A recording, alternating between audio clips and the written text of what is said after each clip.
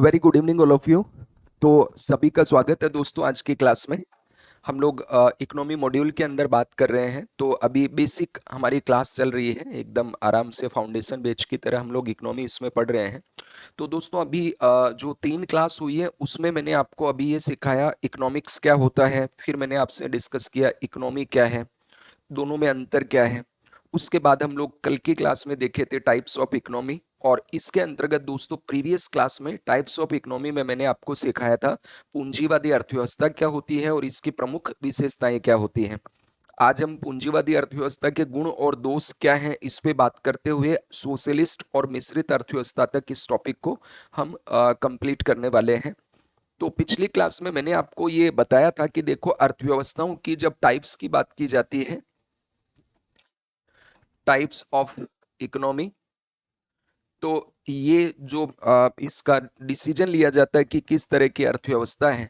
तो इसके लिए मैंने आपको ये बात समझाई थी कि देखो जब भी आप किसी अर्थव्यवस्था का ये देखते हैं कि वो किस प्रकार की अर्थव्यवस्था है, तो अर्थव्यवस्थाओं के पास क्या है, जो रिसोर्स हैं वो कम होते हैं, संसाधन कम है, और उनके जो गोल्स हैं वो दोस्तों ज्यादा होते हैं। तो ऐसे में इकोनॉमी को क्या लेना पड़ता है, डिसीजन लेना होता है कि प्रायोरिटी कैसे तय करें।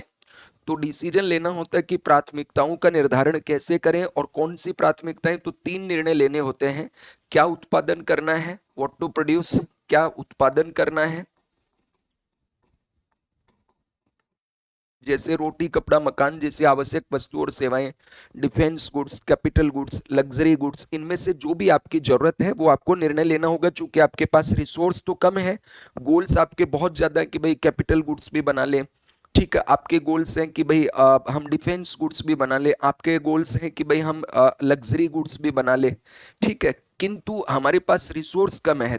देन हमें प्रायोरिटी सेट करनी होगी कि क्या उत्पादन करना है, तो अपनी जरूरत को प्राथमिकता के आधार पे, फिर कैसे उत्पादन करना है, हाउ टू प्रोड्यूस, कि भाई बाई लेबर करना है या बाई मशीन्स एंड टेक्नोलॉजी करना है, ये भी हमें देखना होता है। उसके बाद दोस्तों तीसरी जो हमें इसमें डिसीजन लेना होता है, तो तीसरा जो मेन डिसीजन इसमें होता है वो है कि भाई किसके लिए उत्पादन करना है, फॉर होम, किसके लिए उत्पादन करना है, कि गरीब के लिए, महिला के लिए, पुरुष के लिए, गांव के लोगों के लिए, शहर के लोगों के लिए, अमीर के लिए, गरीब के लिए। तो मैंने आपको बताया था कि अगर ये डिसीजन, ये जो निर्णय है, these decisions are taken by, these निर्णय, these decisions are taken by market, बाजार द्वारा यदि ये निर्णय लिए जाते हैं तो, और बाजार लेता है डिमांड एंड सप्लाई को ध्यान में रखकर, तो इस तरह की अर्थव्यवस्था को हम बोलते हैं कैपिटलिस्ट इकोनॉमी। क्या बोलते हैं, कैपिटलिस्ट इकोनॉमी, पूंजीवादी अर्थव्यवस्था। और यदि ये जो डिसीजंस हैं कि क्या उत्पादन करना है, कैसे उत्पादन करना है, किसके लिए उत्पादन करना है, दोस्तों ये डिसीजन अगर मान लीजिए गवर्नमेंट ले, ये निर्णय कौन ले, तो ये निर्णय यदि सरकार करे, राज्य करे, स्टेट, या फिर गवर्नमेंट करे, और किसको ध्यान में रख के, तो नीड को ध्यान में रख के, आवश्यकता को ध्यान में रख के सप्लाई की जाए। तो दोस्तों अब इस तरह की जो इकोनॉमी है उसको हम क्या बोलते हैं, इसको बोलते हैं सोशलिस्ट इकोनॉमी। क्या बोलेंगे इसको, सोशलिस्ट इकोनॉमी, समाजवादी अर्थव्यवस्था। और ये हो गया अपना कैपिटलिस्ट इकोनॉमी, कैपिटलिस्ट इकोनॉमी। अब अगर मान लीजिए कि इन दोनों की जिसमें विशेषताएं पाई जाएं, दोनों के गुण जिसमें पाए जाएं, कि कुछ विशेषताएं समाजवाद की है, कुछ विशेषताएं पूंजीवाद की है, तो दोनों का जहां मिश्रण पाया जाए, दोनों की विशेषता जहां पाई जाए, उसको हम क्या बोलते हैं फिर, मिक्स्ड इकोनॉमी। क्या बोलेंगे, मिक्स्ड इकोनॉमी। तो कल हमने ये बात की कि भाई कैपिटलिस्ट इकोनॉमी क्या है, तो कैपिटलिस्ट इकोनॉमी का मतलब क्या हो गया, ऐसी अर्थव्यवस्था जिसमें उत्पादन के संसाधनों पर स्वामित्व और नियंत्रण है वो किसका होता है, पूंजीपतियों का होता है। और पूंजीपति जो है उत्पादन किस आधार पे करते हैं, तो जिस उत्पाद की डिमांड है उसकी वो सप्लाई करते हैं, चूंकि उनको क्या चाहिए, प्रॉफिट चाहिए। क्या चाहिए उनको, प्रॉफिट, ठीक है। और क्योंकि यहाँ उत्पादन के संसाधनों पर स्वामित्व और नियंत्रण है वो किसका होता है, तो उद्योगपति का होता है, इंडिविजुअल का होता है, व्यक्ति का होता है। इसलिए ये लाभ कमाने के लिए काम करती है। ठीक है, अब इसके जनक कौन है? तो एडम स्मिथ को इसका जनक माना जाता है। 1776 में द वेल्थ ऑफ नेशन नामक बुक में इसका पहली बार प्रतिपादन किया और उन्होंने लेसेस फेयर का सिद्धांत दिया, अहस्तक्षेप का सिद्धांत, जिसमें उन्होंने एक्सप्लेन किया था कि राज्य को आर्थिक गतिविधियों में हस्तक्षेप नहीं करना चाहिए, इकोनॉमिक एक्टिविटीज में इंटरफेयर नहीं करना चाहिए, उसको फ्री छोड़ देना चाहिए। ठीक है, तो ये आपके याद आ गया होगा। फिर हमने डिस्कस किया था कि भाई पूंजीवादी अर्थव्यवस्था, इसकी विशेषताएं क्या है, तो याद करो।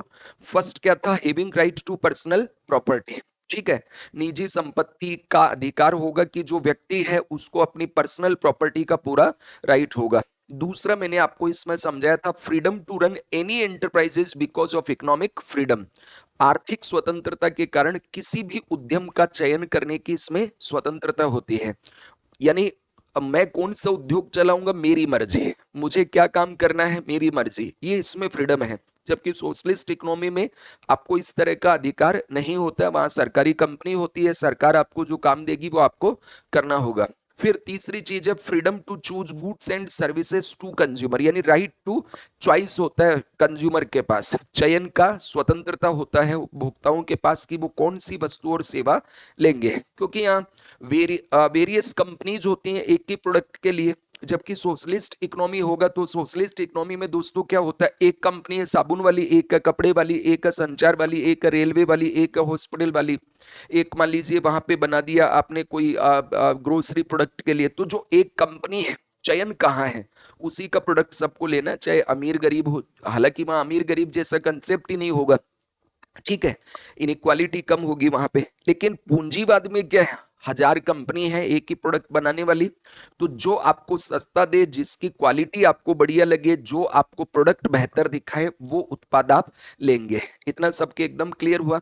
उसके बाद दूसरा था to find stiff competition, to find stiff competition among the companies.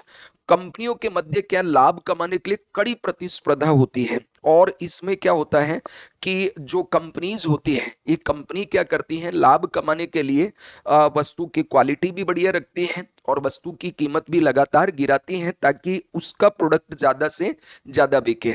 Clear हुआ। जबकि सोशलिस्ट इकोनॉमी में कंपटीशन बिल्कुल नहीं होता है, क्योंकि वहां जब कॉम्पिटिटर है ही नहीं तो कंपटीशन किससे होगा। फिर लेक ऑफ गवर्नमेंट इंटरवेंशन, इसमें सरकार का हस्तक्षेप नहीं होता है। सरकारी हस्तक्षेप केवल रेगुलेटर का है कि तुम काम करो, पॉलिसी बना दिया सरकार ने, उस पॉलिसी के अकॉर्डिंग तुम काम करोगे, रूल्स होंगे, कानून होंगे, उनके अकॉर्डिंग काम करो, तुम्हारे रोज रोज के काम में हस्तक्षेप नहीं होगा। हाँ, गड़बड़ करोगे तो दंड जरूर लगेगा। अमेरिका में भी अगर कोई कंपनी मिलावट करती है तो वहां एफडीए है, फूड एंड ड्रग्स अथॉरिटी, तो वो छोड़ेगा नहीं आपको।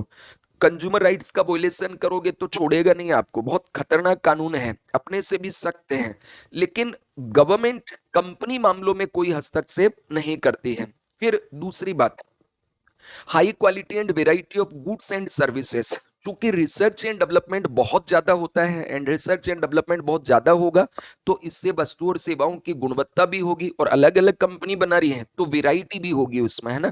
तो ये भी इसमें फायदा होता है। फिर अगला जो होता है the occurrence of class struggle. देखो दोस्तों, जो ये इस तरह की इकोनॉमी होती है, इसमें वर्ग संघर्ष पाया जाता है, क्लास के बीच में स्ट्रगल होगा। बुर्जुआ यानी पूंजीपति और प्रोलिटेरियन यानी जो मजदूर या सर्वहारा वर्ग है, उनके बीच स्ट्रगल होता है पूंजीवाद में।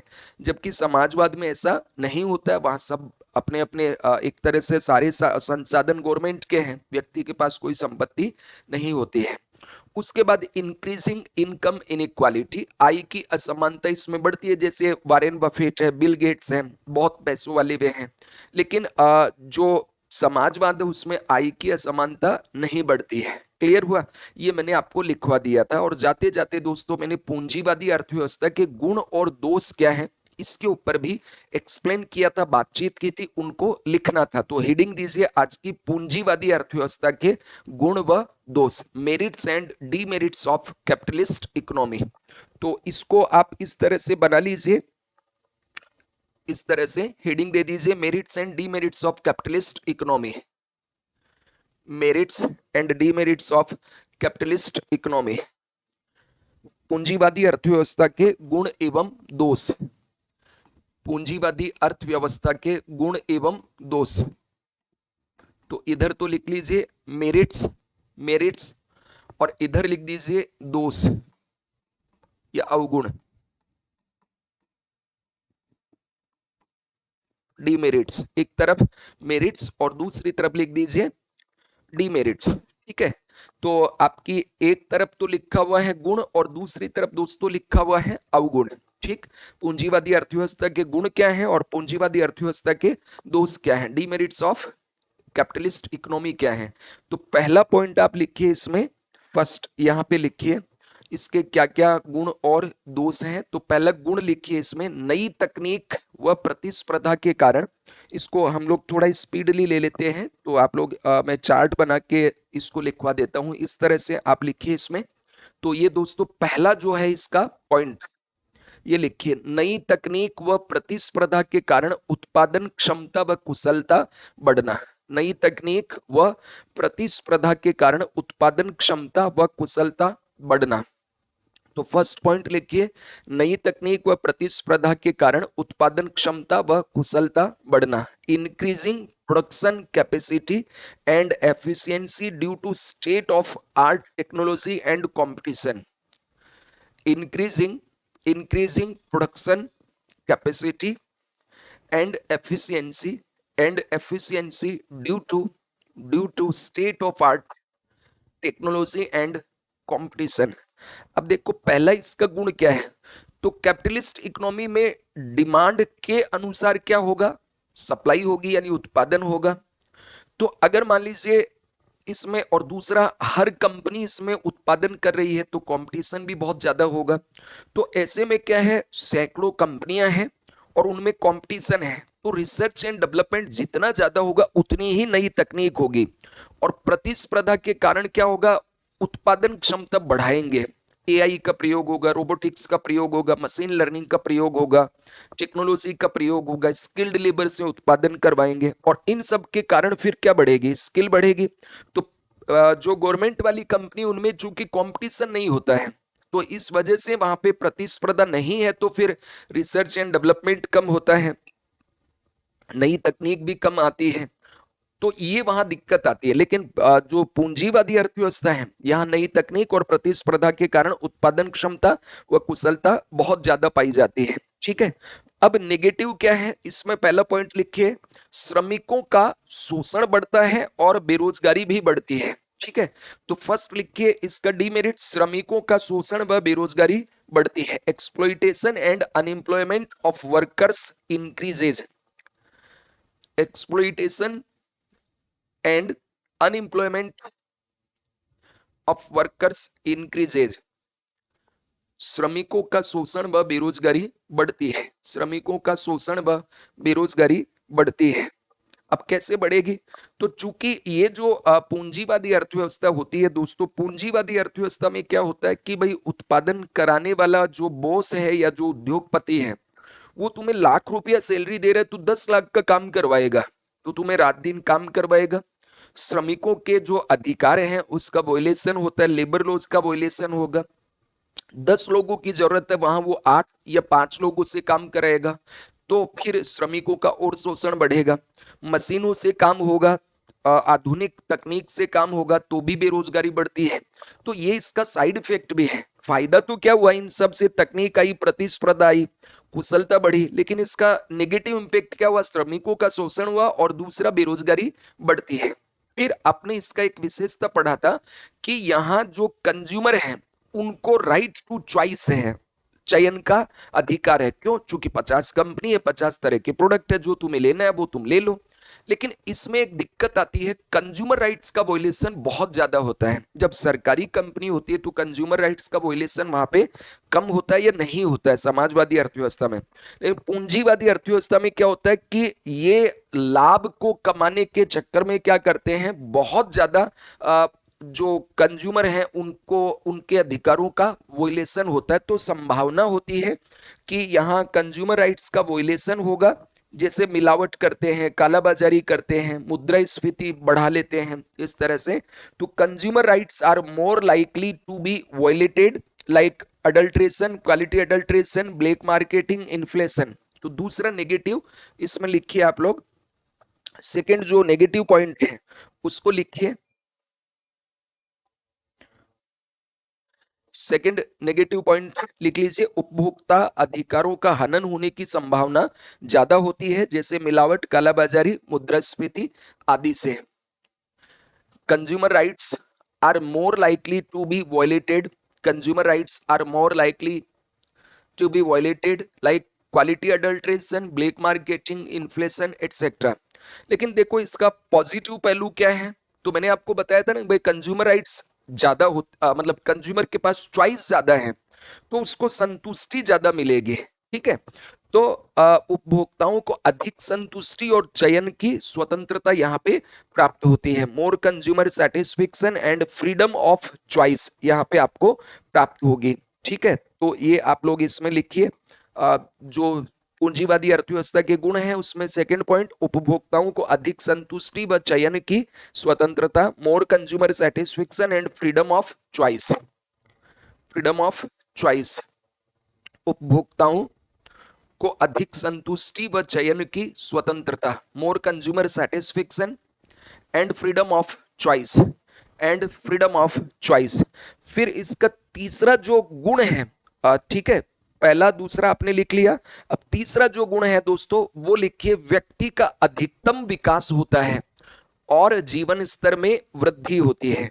देखो अगर मान लो ऐसा होता कि सारी चीज सरकार दे रही होती, हॉस्पिटल सरकार का, स्कूलें सरकार की, सब कुछ सरकार ही बनाए, तो सरकार के पास तो पहले ही रिसोर्स कम है।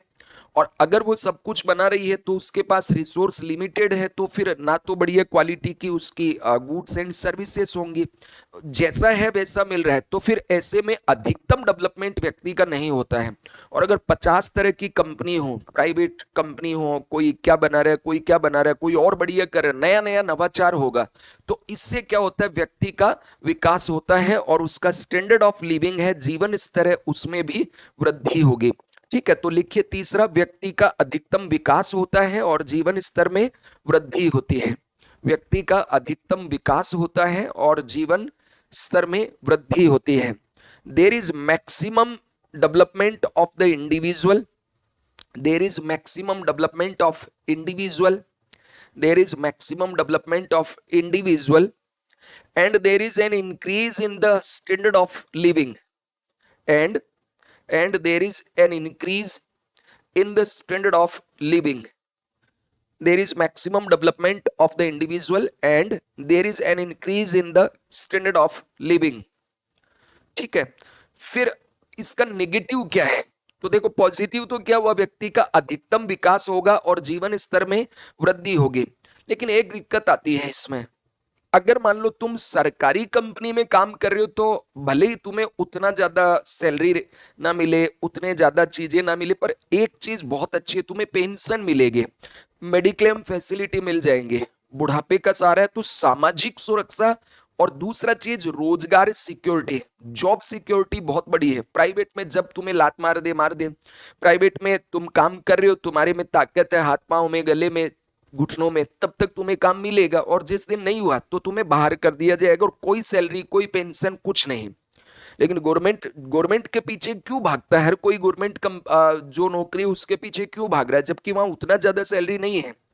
लेकिन वहां एक चीज है कि तुम्हें जॉब सिक्योरिटी है, तो यहां टेंशन नहीं आएगी दोस्तों। इसीलिए तो हर कोई सरकारी कंपनी, सरकारी नौकरियों के पीछे भाग रहा है। तो सरकार में क्या होता है, सामाजिक सुरक्षा होती है और रोजगार की निश्चिंतता होती है, जबकि प्राइवेट में ऐसा नहीं है, तो ये इसका अवगुण है, social insecurity and uncertainty of employment. तो नेगेटिव में तीसरा पॉइंट लिखिए, सामाजिक असुरक्षा व रोजगार की अनिश्चितता, सामाजिक असुरक्षा व रोजगार की अनिश्चितता होना, व रोजगार की अनिश्चितता होना, सामाजिक असुरक्षा व रोजगार की अनिश्चितता होना, social insecurity and uncertainty of employment. Note कर लीजिए इसको, फटाफट नोट कर ले।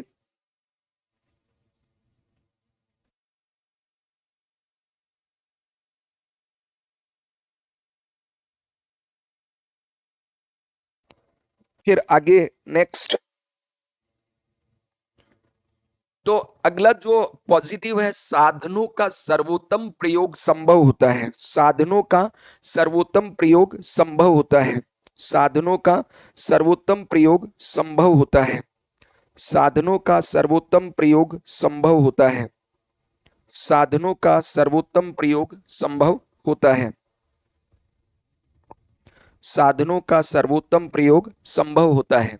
ठीक है, तो साधनों का सर्वोत्तम प्रयोग, the best use of resources is possible. अब देखो क्या होता है कि गवर्नमेंट कंपनी जब होती है तो उनकी एक लिमिट होती है। ठीक है, हमारे पास जितने रिसोर्स हैं, प्राइवेट कंपनी क्या करती है, कम संसाधनों में ज्यादा काम करवाएगी, जबकि गवर्नमेंट कंपनी क्या है, वो ज्यादा रिसोर्स में कम काम करा पाती है।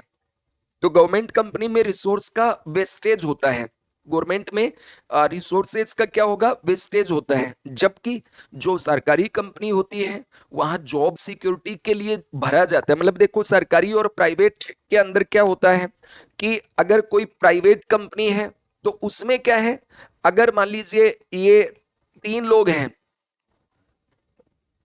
और जरूरत 2 ही लोगों की है तो इसको नौकरी से निकाल देगा।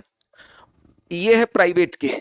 तो ये क्या कर रहा है कि प्राइवेट कंपनी जो होती है, प्राइवेट कंपनी में रिसोर्स जो होता है, उन रिसोर्स से कम रिसोर्स से ज्यादा आउटपुट लिया जाएगा। लो मिनिमम रिसोर्स मैक्सिमम आउटपुट। जबकि गवर्नमेंट कंपनी की अगर हम बात करें तो गवर्नमेंट कंपनी में उल्टा होता है। इसमें पहले अगर मान लो 3 लोग थे तो अगले साल फिर इसमें भर्ती आएगी और 3 लोग और भर्ती कर लेंगे, फिर अगले साल आएगी 3 लोग और, ऐसे ये क्या इसका विस्तार होता जाता है ऐसे। तो रिसोर्स का क्या होता है, दुरुपयोग होता है। ठीक है, जबकि प्राइवेट वाला क्या है, अगर मान लो इसमें पहले 50 लोग थे और 50 लोगों की जरूरत नहीं थी, यहाँ 20 ही लोगों की जरूरत थी, तो 30 लोगों को फायर कर देगा। तो कम रिसोर्स में ज्यादा आउटपुट इस कारण से प्राप्त होता है। तो ये बात समझ में आ गई ना, the best use of resources is possible. लेकिन अब इसका साइड इफेक्ट क्या है, तो साधनों पर जब पूंजीपतियों का अधिकार होगा तो इससे आय और धन का असमान वितरण होगा। ठीक है, कि ये नौकरी से निकाल देंगे तो बहुत ज्यादा उनको फायदा होगा और पैसे ज्यादा से ज्यादा किसके पास रहेंगे, उद्योगपति के पास। जो बेचारा वर्कर है वो बेरोजगार हो जाएगा। तो आय का असमान वितरण होगा कि गरीब के पास कम पैसा, अमीर के पास ज्यादा पैसा। ये एक बहुत बड़ी इसकी समस्या पाई जाती है। तो लिखिए इसका, ये लिख लिया होगा, the best use of resources is possible. फिर चौथा नेगेटिव पॉइंट लिखिए, साधनों पर पूंजीपतियों का अधिकार होने से, साधनों पर पूंजीपतियों का अधिकार होने से आय और धन का असमान वितरण होता है। आय और धन का असमान वितरण होता है। साधनों पर पूंजीपतियों का अधिकार होने से आय और धन का असमान वितरण होता है। Due to the right of capitalist, due to the right of capitalist on resources, there is an unequal distribution of income and wealth. Due to due to the right of capitalist on resources, there is an unequal distribution of income and wealth. तो ये तो एक main problem है ही कि पूंजीवादी जो अर्थव्यवस्था होगी, जैसे अपने मुकेश अंबानी जी वो बहुत अमीर हैं, बाकी जो उनके कर्मचारी हैं वो उतने अमीर नहीं हैं। ठीक है, उनकी तुलना में कम अमीर हैं। अमेरिका के अंदर भी आप देखेंगे तो अमीर बहुत अमीर हैं, गरीब और अमीर के बीच एक असमानता देखने को मिलेगी। ठीक है, फिर अगला जो इसका फायदा है कि पूंजीवादी अर्थव्यवस्था में रिसर्च एंड डेवलपमेंट, बोलते हैं ना R&D, रिसर्च एंड डेवलपमेंट, ये खूब होता है। ठीक है, दवाइयां बना रही है तो खूब रिसर्च होगा, कपड़े बना रही है उसमें रिसर्च होगा, कॉलेज यूनिवर्सिटी है उसमें नवाचार होगा, हॉस्पिटल है उसमें नवाचार होगा, हर चीज में research and development private company करती है। इसके कारण क्या होगा, तकनीकी प्रगति बढ़ती है, नई नई तकनीक आएंगी। जैसे पहले मान लो इंडस्ट्री 1.0 आया, फिर इंडस्ट्री 2.0 आया, फिर इंडस्ट्री 3.0 आया और आज इंडस्ट्री 4.0 का जमाना है। तो ये रिसर्च एंड डेवलपमेंट लगातार जितना ज्यादा बढ़ेगा उतना ही डेवलपमेंट बेहतर होता है और इससे तकनीकी प्रगति बढ़ती है। चूंकि समाजवादी अर्थव्यवस्था उसमें इतने रिसोर्स नहीं है भाई, केवल सरकार का पैसा है समाजवादी में। इधर क्या है कि प्राइवेट हजार जो उद्योगपति होंगे सबका पैसा है, कंपटीशन ज्यादा है, तो यहाँ पे वेल्थ जो है उद्योगपतियों के पास बहुत है और वो रिसर्च एंड डेवलपमेंट में लगेगा तो टेक्नोलॉजिकल डेवलपमेंट ज्यादा होगा। यही कारण है कि America, Britain, France, Germany, Japan, इनमें क्या है, R&D बहुत ज्यादा होता है, रिसर्च एंड डेवलपमेंट बहुत ज्यादा होता है। तो अगला पांचवा लिख लो, शोध व अनुसंधान के कारण, रिसर्च एंड डेवलपमेंट के कारण तकनीकी प्रगति बढ़ती है। Technological progress increases due to research and development. Technological progress increases due to research and development. Technological development, technological progress increases due to research and development. शोध व अनुसंधान के कारण तकनीकी प्रगति बढ़ती है, तकनीकी प्रगति बढ़ती है। फिर इसका नेगेटिव इंपैक्ट लिखिए कि भाई देखो, तकनीकी प्रगति तो बढ़ रही है, लेकिन आपने देखा होगा कि शहर में जैसे हम बात करें कि जो अर्बन व्यक्ति है, तो अर्बन लोगों के पास क्या होता है कि भाई लैपटॉप भी है, उनके पास बढ़िया मोबाइल है, उनके पास मशीनरी भी बहुत ज्यादा है, हर चीज है, पर गांव में लैपटॉप, IT जो 5G है ये भी नहीं पहुंच पाता है, गरीब लोगों के पास नहीं पहुंच पाता, तो इससे गैप क्रिएट होता है। ठीक है, इसको बोलते हैं डिजिटल गैप, टेक्नोलॉजिकल गैप। तो इसके कारण क्या होगा कि सब लोगों को लाभ नहीं मिलता और इनइक्वालिटी फिर इसके कारण बढ़ती है। तो नेगेटिव लिखिए, तकनीकी गैप के कारण सभी को लाभ नहीं मिल पाता है, जिससे असमानता और अधिक बढ़ती है। तकनीकी गैप के कारण सभी को लाभ नहीं मिल पाता है, जिससे असमानता और अधिक बढ़ती है। Due to the technological gap, due to the technological gap, not everyone, not everyone is able to get the benefit, is able to get the benefit, which further increases inequality. Due to the technological gap, due to the technological gap, not everyone is able to get the benefit, which further increases inequality, which further increases inequality. ठीक है, तो अभी तक हमने क्या क्या इसमें देखा।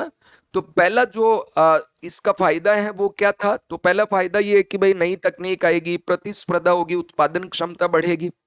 दूसरा इसका पॉजिटिव, उपभोक्ताओं को अधिकतम संतुष्टि होगी और उनका चयन की स्वतंत्रता होगी। तीसरा पॉजिटिव गुण क्या है इसका, मेरिट, कि व्यक्ति का विकास अधिक होगा और उसका जीवन स्तर में बेहतरी होगी, स्टैंडर्ड ऑफ लिविंग बेहतर होगा। फिर जो संसाधन है उसका सर्वोत्तम उपयोग संभव होगा। ठीक है, संसाधनों का सर्वोत्तम उपयोग संभव होगा और शोध और अनुसंधान ज्यादा से ज्यादा होने से टेक्नोलॉजिकल डेवलपमेंट भी बढ़ेगा। लेकिन साथ ही साथ हमने इसकी क्या देखी, डीमेरिट्स भी। तो पहला, जैसे श्रमिकों का शोषण होता है, बेरोजगारी बढ़ती है, कंज्यूमर राइट्स हैं उनका वॉयलेशन होने से कंज्यूमर को नुकसान होता है, जैसे क्वालिटी डिग्रेडेशन है, ठीक है, या क्वालिटी अडल्ट्रेशन है, ब्लैक मार्केटिंग है, होर्डिंग जमाखोरी होती है, इन्फ्लेशन कार्टेल बना के की जाती है। ठीक है, इसके अलावा जैसे सामाजिक सुरक्षा यहाँ नहीं मिल पाता, मतलब पेंशन वगैरह नहीं होती है, बीमा सुविधा नहीं होती है, मेडिक्लेम वगैरह, रोजगार की अनिश्चितता होती है। फिर जो संसाधन है उन पर पूंजीपतियों का अधिकार होने से आय और धन का असमान वितरण होता है और तकनीकी गैप बढ़ता है, जिसके कारण सब लोगों को उसका लाभ नहीं मिलता है और इससे आय की असमानता बढ़ती है। फिर अगला इसका जो मेरिट है दोस्तों वो लिखिए, 5 पॉइंट आपने लिख लिया। छठवां पॉइंट लिखिए, प्रतिस्पर्धा के कारण वस्तुएं कम कीमतों पर उपलब्ध हो जाती है। प्रतिस्पर्धा के कारण वस्तुएं कम कीमतों पर उपलब्ध हो जाती है। प्रतिस्पर्धा के कारण वस्तुएं कम कीमतों पर उपलब्ध हो जाती है। प्रतिस्पर्धा के कारण वस्तुएं कम कीमतों पर उपलब्ध हो जाती है।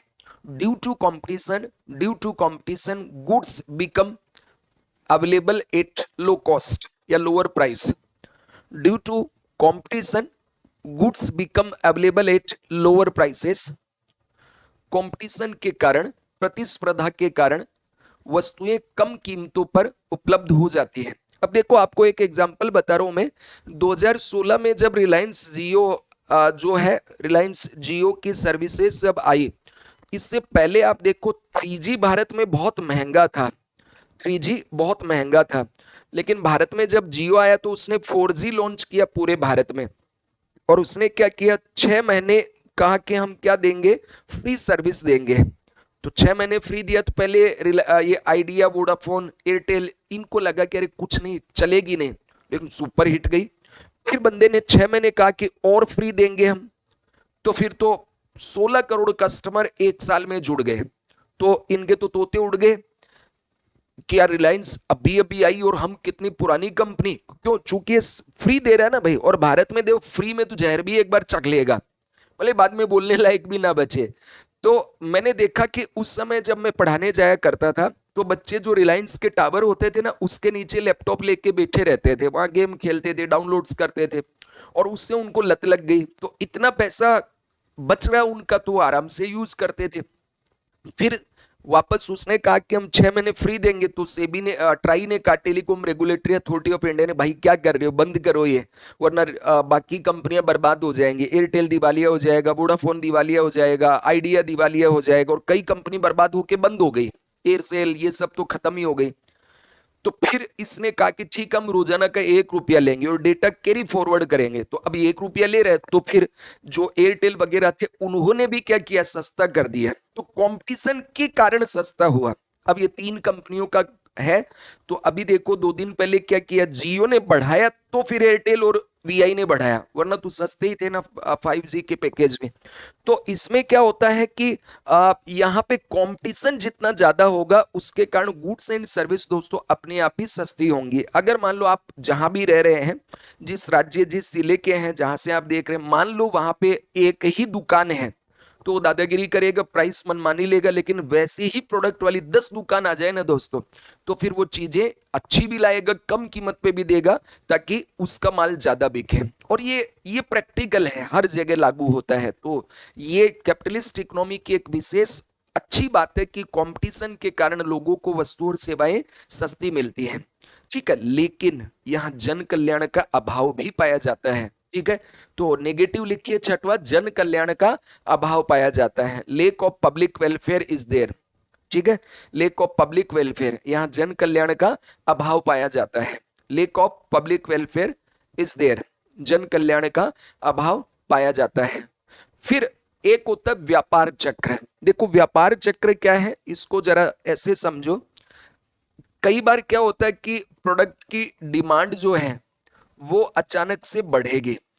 अगर किसी प्रोडक्ट की डिमांड बढ़ जाए तो फिर उसका क्या होगा कि भाई डिमांड तो देखो, मान लो कि कोई एक ठेला है, तो उस ठेले वाले ने अपने ठेले के ऊपर मान लीजिए बहुत सारे एप्पल रख रखे हैं, ऐसे 100 किलो एप्पल हैं उसके पास ठेले में, और ये 100 kg एप्पल जो है वो बेचने वाला है। और अब डिमांड आ गई अचानक से 1000 kg की, उसके पास 100 kg है, और डिमांड कितने की है, 1000 kg की जरूरत है। डिमांड कितनी, मांग 100 kg की, और जरूरत ये उसकी मांग कितनी आ गई, 1000 kg की, उसके पास अवेलेबल कितना है, 100 kg। तो फिर ये क्या करेगा, डिमांड बढ़ गई तो इसकी क्या करेगा, प्राइस बढ़ाएगा। क्या करेगा, प्राइस बढ़ा देगा। अगले बार उसने सोचा कि यार कल मैं 100 किलो लेके गया था, 1000 किलो बिके। अब इसने खूब लूटा, आज खूब महंगा, और फिर भी बिक गया क्योंकि लोग खरीदने वाले ज्यादा हैं। अगले दिन इसने क्या किया, 1000 किलो लेके गया, ये खूब लेके गया, भर भर के अपना पूरा का पूरा ऐसे भर के ले गया ठेला। आज इसके पास कितना है, 1000 kg। लेकिन आज लोग आए ही नहीं कि यार कल ही बहुत महंगा था, आज डिमांड मार्केट में 100 kg की ही थी, तो ये पहले तो कल वाला प्राइस रखा कि महंगे भाव पे बेचूंगा, लेकिन लोग आए ही नहीं आज। तो ये पहले मान लो बेच रहा था 200 रुपए किलो, फिर 150 बोला, फिर 100 बोला, 50 भी नहीं ले रहे, आ ही नहीं लोग। तो फिर ये क्या करेगा, अपना प्राइस कम कर देगा। बात समझे ना। तो इस पूंजीवादी अर्थव्यवस्था में क्या होता है कि कभी तो चीजें होंगी महंगी, कभी होंगी सस्ती। तो डिमांड और सप्लाई के कारण क्या होता है कि यहाँ आर्थिक जो अस्थिरता है वो पाई जाती है।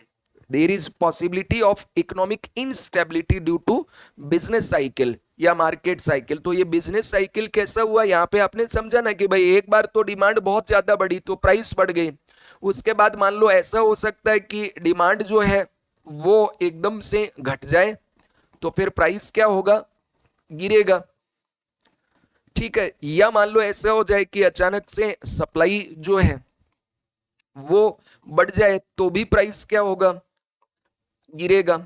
और अगर मान लो सप्लाई जो है किसी भी वस्तु और सेवा की वो एकदम से कम हो जाए तो भी प्राइस क्या होगा, बढ़ जाएगा। तो ये आपको ऐसे ध्यान रखना है। एक कंडीशन हो गया कि किसी भी वस्तु और सेवा की प्राइस कब कब बढ़ेगी, या तो उसका डिमांड बढ़ जाए, मांग बढ़ जाए, या तो उसकी सप्लाई घट जाए तो कीमतें बढ़ेंगे।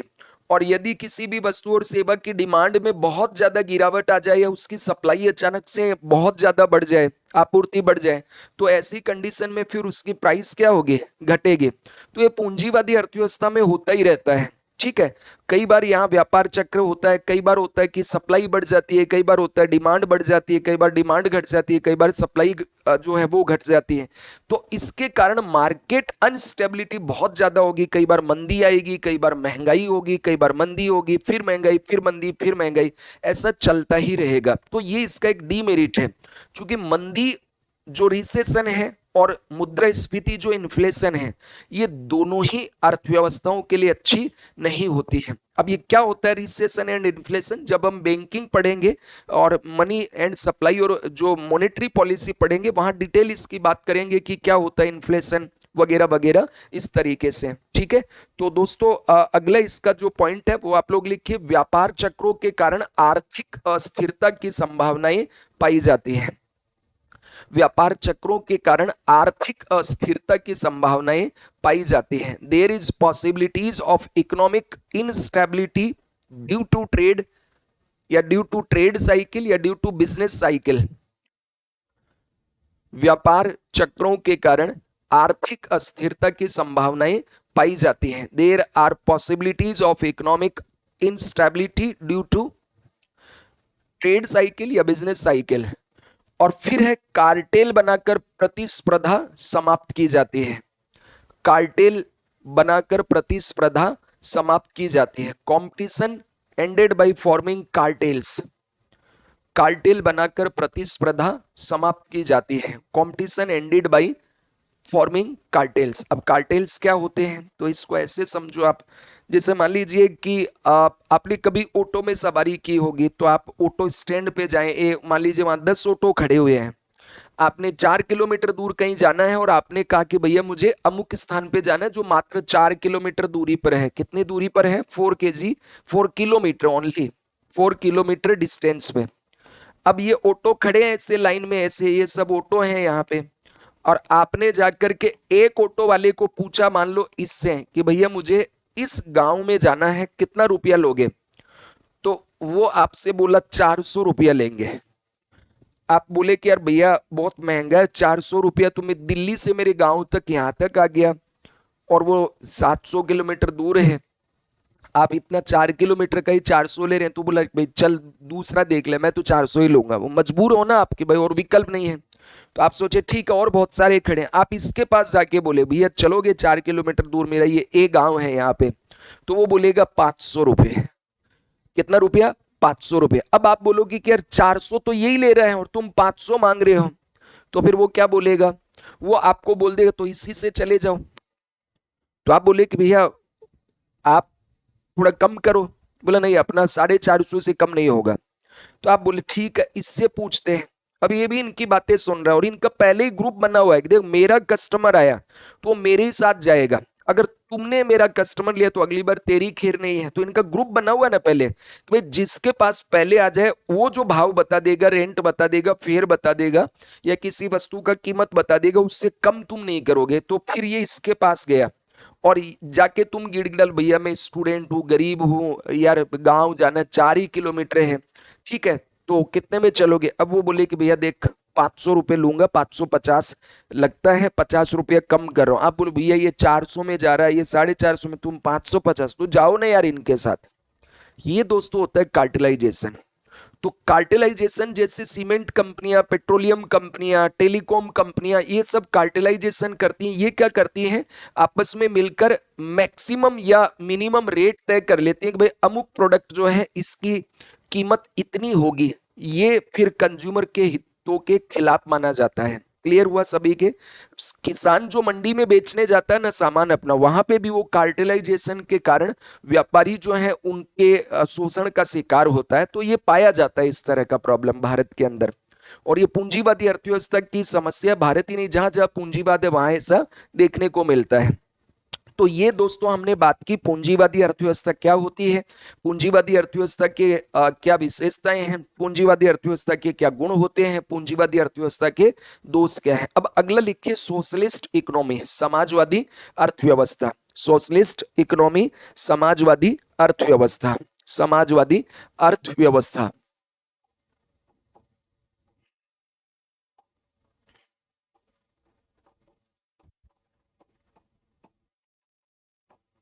समाजवादी अर्थव्यवस्था, इंग्लिश में इसको बोलेंगे सोशलिस्ट इकोनॉमी, सोशलिस्ट इकोनॉमी।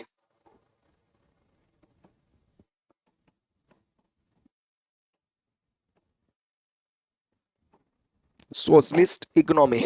तो पिछली क्लास में मैंने आपको तीन जो बातें बताई थी, ठीक है, कि भाई व्हाट टू प्रोड्यूस, पहला तो क्या,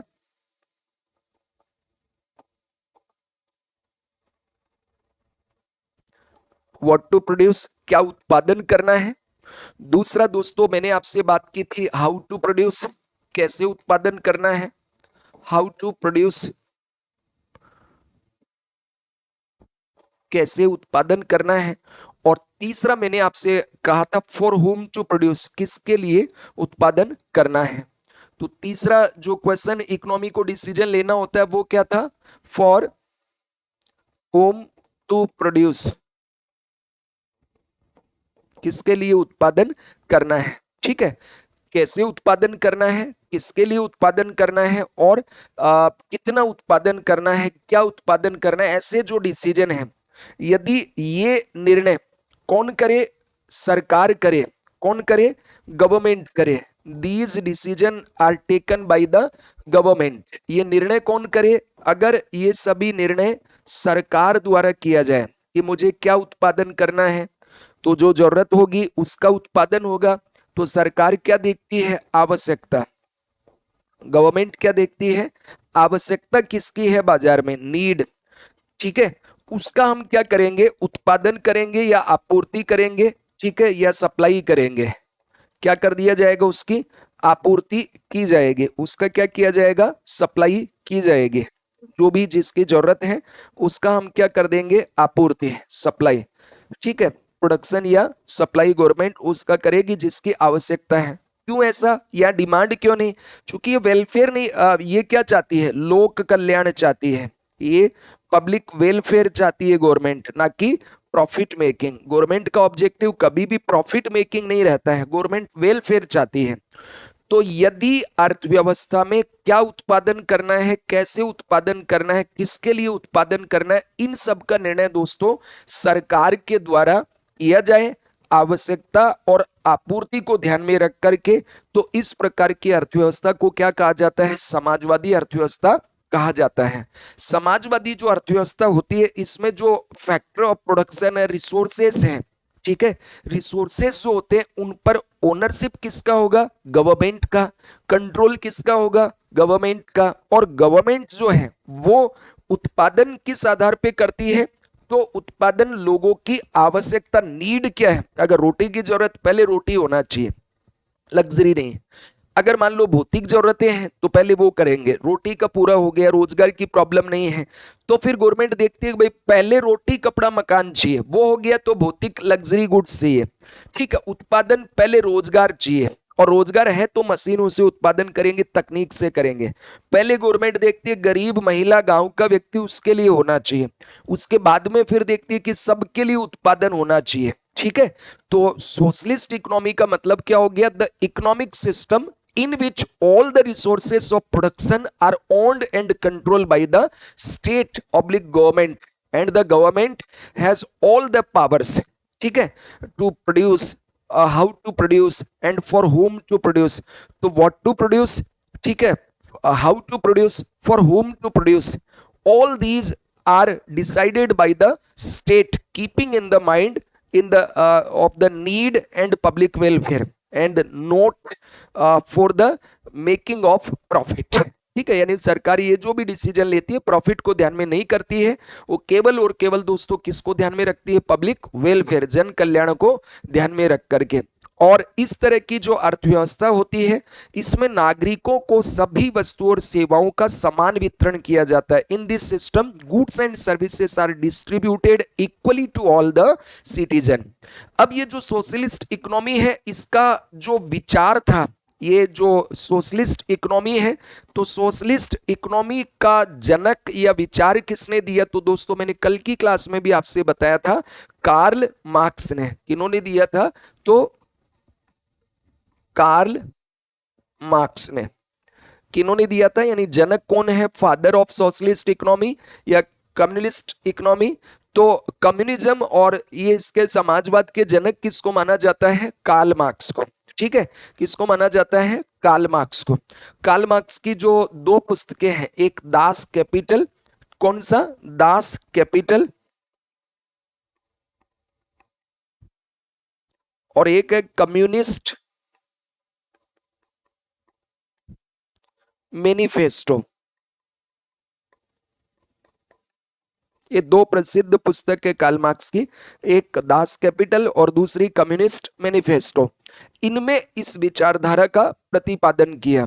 अब पहली बार दुनिया के अंदर ये जो इकोनॉमिक सिस्टम था समाजवाद वाला, ये कहां पे आया, तो पहली बार दोस्तों रूस में 1917 में एक क्रांति हुई थी जार शासकों के खिलाफ।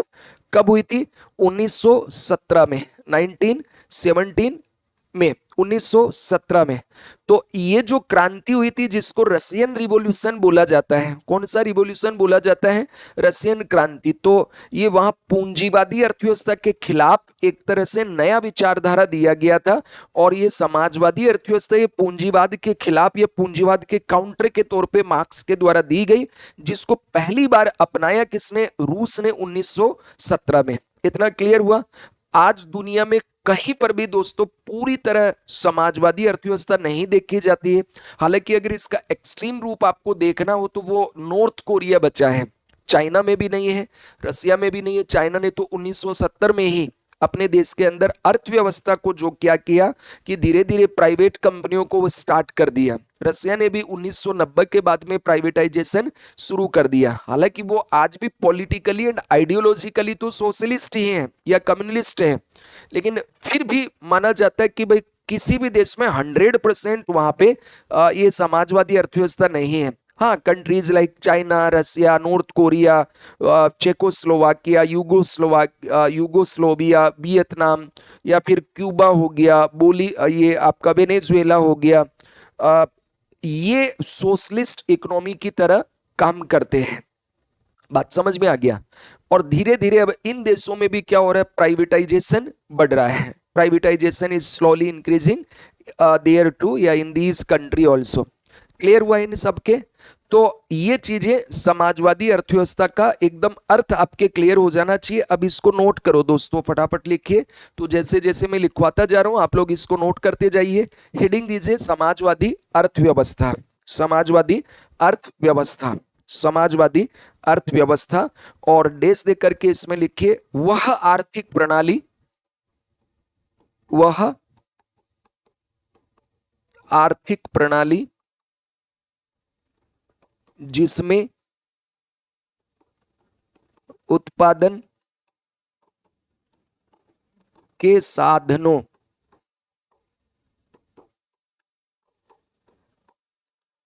वह आर्थिक प्रणाली जिसमें उत्पादन के संसाधनों पर राज्य या सरकार का स्वामित्व, एक बार हिंदी वाले लिख ले फिर इंग्लिश में लिखवा रहा हूं, एवं नियंत्रण होता है।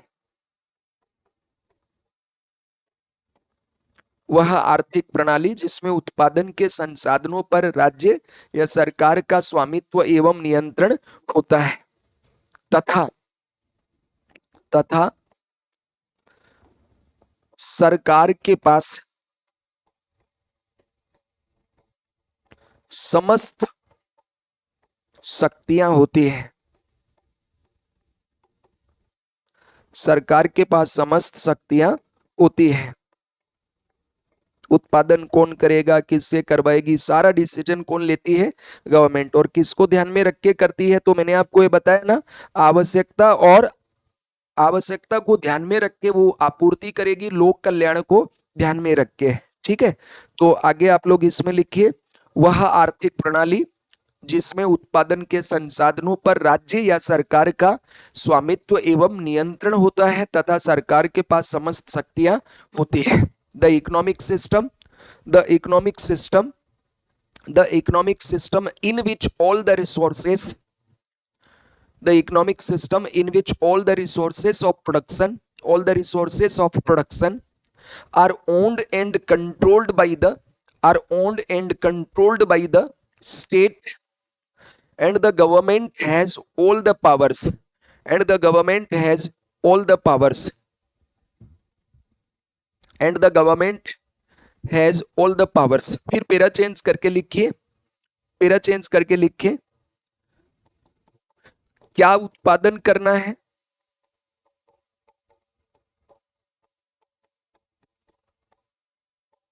what to produce,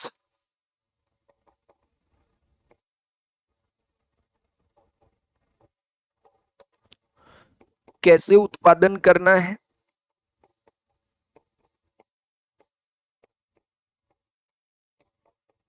how to produce,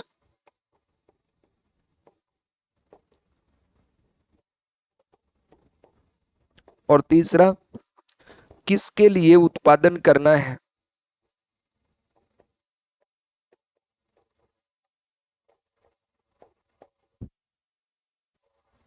किसके लिए उत्पादन करना है, किसके लिए उत्पादन करना है, किसके लिए उत्पादन करना है, for whom to produce, for whom to produce, for whom to produce, किसके लिए उत्पादन करना है, क्या उत्पादन करना है, कैसे उत्पादन करना है, किसके लिए उत्पादन करना है, क्या उत्पादन करना है, कैसे उत्पादन करना है, किसके लिए उत्पादन करना है। तो ये जितने भी जो दोस्तों डिसीजन है, ये डिसीजन, ये निर्णय कौन करेगा, तो ये जितने भी निर्णय हैं, ये निर्णय कौन करेगा, तो राज्य के द्वारा या सरकार के द्वारा ये डिसीजन लिए जाते हैं, यानी गवर्नमेंट या स्टेट, इसके द्वारा ये निर्णय किए जाते हैं। और निर्णय करते वक्त सरकार क्या ध्यान में रखती है, पब्लिक वेलफेयर। निर्णय करते वक्त सरकार क्या ध्यान में रखती है, तो पब्लिक वेलफेयर यहाँ पे ध्यान रखती है। पहली चीज गवर्नमेंट क्या ध्यान में रखती है कि भाई मैं जो भी डिसीजन ले रहा हूं उसमें क्या होना चाहिए, पब्लिक वेलफेयर निहित होना चाहिए। हर काम के अंदर जो सरकार है वो एक ही चीज सबसे पहले देखती है कि पब्लिक वेलफेयर होना चाहिए और लोगों की जरूरत जो है, नीड्स जो है, ठीक है, वो पूरी होना चाहिए। ठीक, डिमांड के ऊपर सरकार ध्यान नहीं करती है, बल्कि लोगों की जो बेसिक नीड्स है पहले उनको पूरा करो। रोड बनाओ, स्कूल बनाओ, अस्पताल बनाओ, ट्रांसपोर्टेशन करेगी, फिर ये हो गया तो भौतिक जरूरतें पूरा करेगी, वो हो गया तो लग्जरी की ओर जाएगी। ऐसा नहीं कि जहां समाजवाद होता है वह लग्जरी लाइफ नहीं होती है, ठीक है, लग्जरी लाइफ भी होती है, लेकिन पहले सरकार क्या देखेगी, तो पहले वहां पे गवर्नमेंट देखती है कि लोगों की बेसिक नीड पूरी हो। तो अब आगे लिखिए, ये आपने लिख लिया होगा, what to produce, how to produce and for whom to produce. अब पेरा चेंज करके लिखिए, all these are decided by the state, all these are decided by the states, all these are decided by the state या government. इन सब का निर्णय, इन सब का निर्णय, इन सब का निर्णय, इनके आगे लिखना है नीचे पेरा चेंज करके, इन सब का निर्णय सरकार या राज्य द्वारा, राज्य द्वारा, इन सब का निर्णय सरकार या राज्य द्वारा जन कल्याण, अंडरलाइन करना इसको, जन कल्याण, जन कल्याण तथा लोगों की आवश्यकताएं,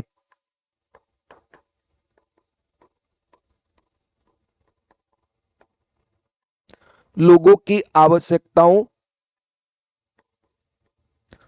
को ध्यान में रखकर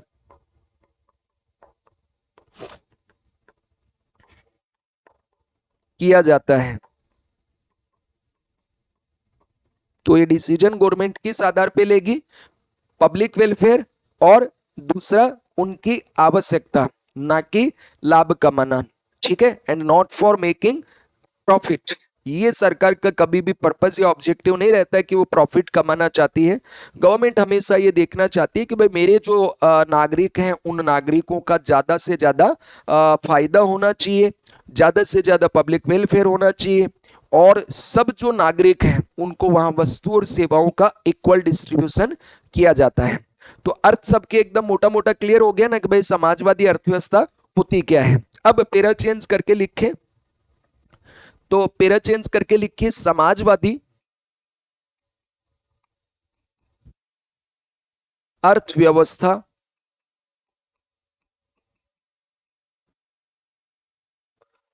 के जनक कार्ल मार्क्स।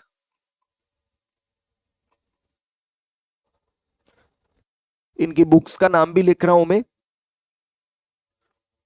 पहला है दास कैपिटल, और दूसरी है कम्युनिस्ट मैनिफेस्टो।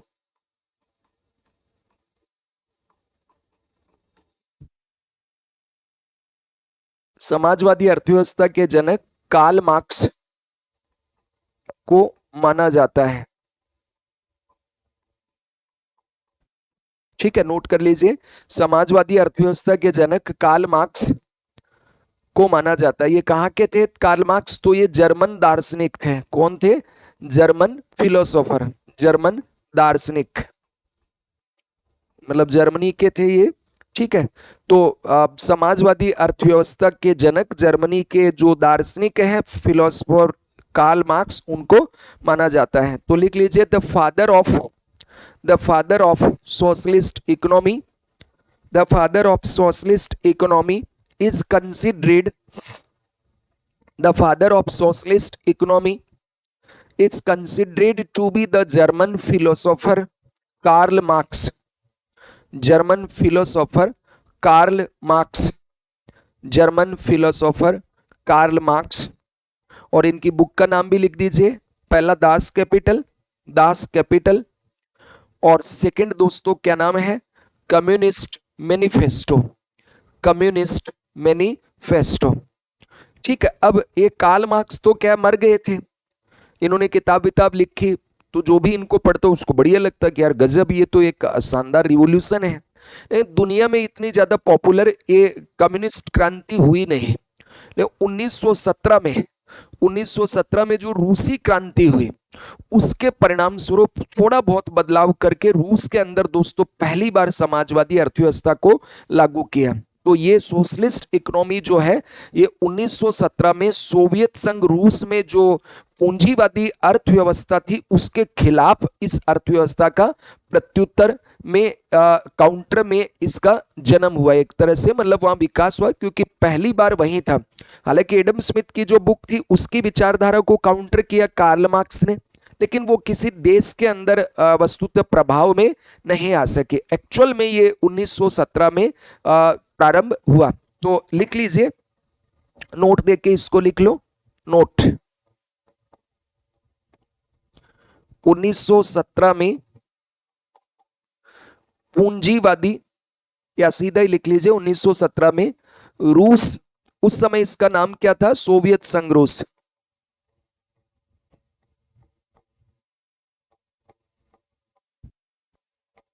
यूएसएसआर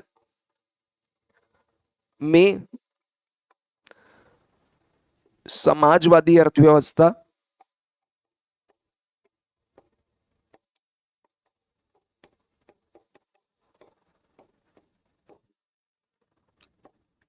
का 1917 में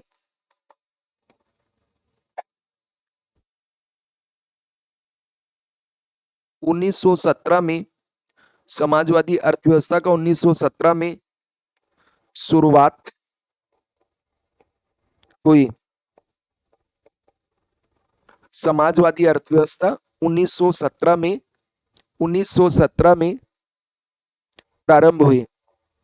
ठीक है, तो पीटी के अंदर हालांकि ऐसे पूछेगा नहीं, बट जनरल नॉलेज के लिए आपको ध्यान में होना चाहिए कि भाई सोवियत संघ रूस में ये कब प्रारंभ हुआ था। तो जो रूसी क्रांति सोवियत संघ रूस में हुई थी 1917 में, रशियन रिवॉल्यूशन, उसके बाद दोस्तों ये पूरे दुनिया भर में ये फैली। और 1917 में पहली बार जो सोशलिस्ट इकोनॉमी का कंसेप्ट है वो कहाँ पे पॉपुलर हुआ, तो रसिया में। तो नोट कीजिए इसको इंग्लिश वाले बच्चे। After Russian revolution in 1917, after Russian revolution in 1917, the socialist economy the socialist economy developed the socialist economy developed in Soviet Union Russia in Soviet Union Russia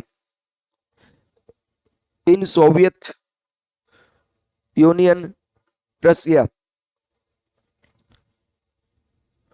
ठीक है, यूएसएसआर के अंदर इसका 1917 में उद्भव हुआ। अब देखो ये जो समाजवादी अर्थव्यवस्था होती है ये क्या करती है, उत्पादन के संसाधनों पर सभी नागरिकों का समान हक की बात करती है। तो इससे पहले वहां पे क्या था कि कुछ लोगों के पास ज्यादा था, कुछ के पास कम था।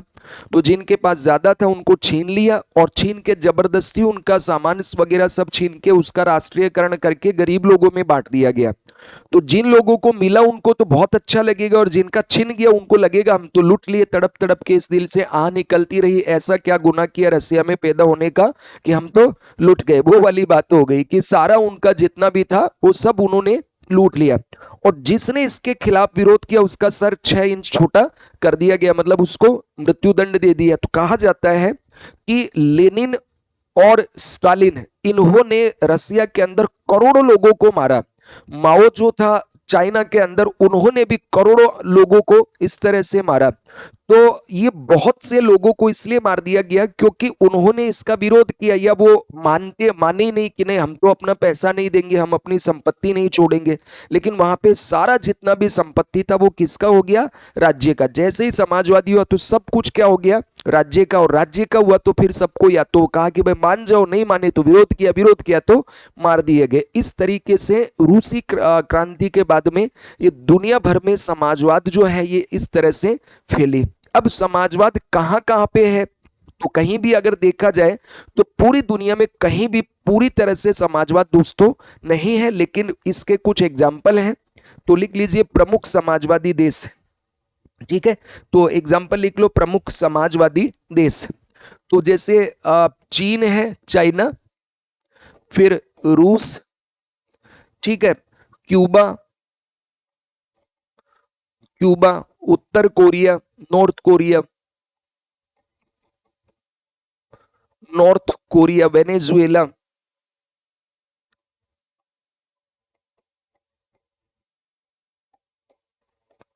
वेनेजुएला, चीन, रूस, क्यूबा, उत्तर Korea, Venezuela, Vietnam,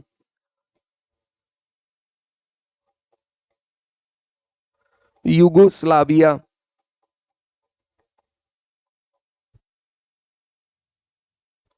Yugoslavia, Vietnam, Yugoslavia, Vietnam तो आसियन देश आप जानते हैं। ठीक है, युगोस्लाविया, चेकोस्लाविया,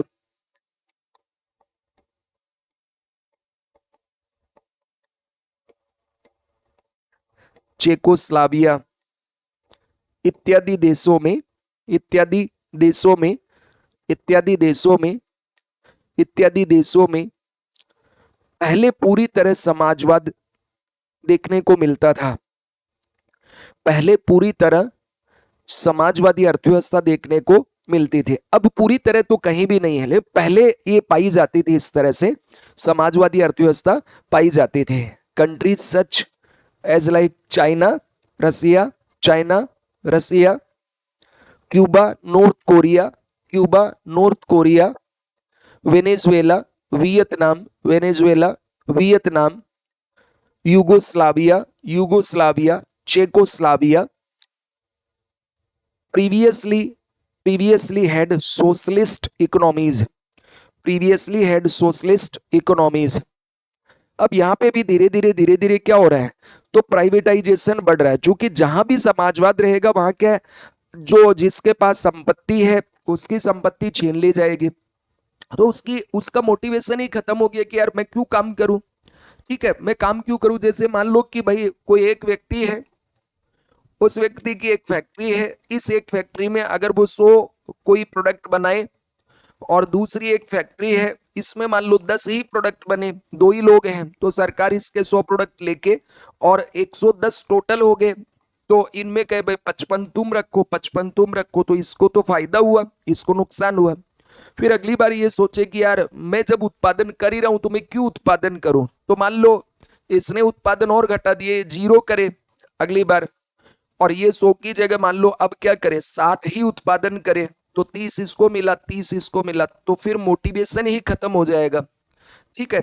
तो इसलिए धीरे धीरे now privatisation is slowly increasing in these country too, इन देशों में भी धीरे धीरे क्या हो रहा है, समाजवाद के स्थान पे या तो मिश्रित अर्थव्यवस्था आ गई, जैसे चाइना है, तो चाइना में भी इस तरह की सोशलिस्ट जो इकोनॉमी है उनके स्थान पे धीरे धीरे क्या हो रहा है, मिश्रित अर्थव्यवस्था की प्राइवेट कंपनी भी है और सरकारी कंपनी भी है, ये धीरे धीरे बढ़ रहा है। अब दोस्तों आगे हम बात करेंगे कि समाजवादी अर्थव्यवस्था की विशेषताएं क्या होती हैं और समाजवादी अर्थव्यवस्थाओं के गुण तथा दोष क्या होते हैं। तो इसके ऊपर दोस्तों हम अगली क्लास में यानी कल बात करेंगे। तो आज आपकी क्लास में यहीं पे स्टॉप कर रहा हूं, आज मैंने टाइम थोड़ा चेंज किया था किसी इमरजेंसी की वजह से। तो आगे कल की जो क्लास हमारी रहेगी वो ठीक 7 बजे रहेगी, 7 से 8:30 जो आपका टाइम है, उसमें हम आगे पढ़ेंगे समाजवादी अर्थव्यवस्था, इसके क्या विशेषताएं हैं, क्या इसके गुण हैं और क्या इसके अवगुण हैं। फिर मिश्रित अर्थव्यवस्था, इसके क्या गुण हैं क्या अवगुण हैं, भारत ने क्यों समाजवादी अर्थव्यवस्था नहीं अपनाया, पूंजीवादी अर्थव्यवस्था क्यों नहीं अपनाया, हमने मिश्रित अर्थव्यवस्था को क्यों अडॉप्ट किया, और मिश्रित अर्थव्यवस्था होता क्या है, इसके ऊपर दोस्तों हम कल की क्लास में बात करेंगे। आपको अगर मान लीजिए बहुत अच्छा लग रहा है, पढ़ने में कोई डाउट हो तो आप पूछ सकते हैं, और अगर अच्छा लग रहा है तो आप कमेंट करके बताइए सब समझ में आ रहा है, और ज्यादा से ज्यादा अपने दोस्तों को भी आप इसके बारे में बताइए, सिद्धार्थ एडटेक के बारे में, ये मेरा नया स्टार्टअप है, और ज्यादा से ज्यादा दोस्त जुड़ेंगे उतना आपका सहयोग रहेगा। थैंक यू, शुभ रात्रि।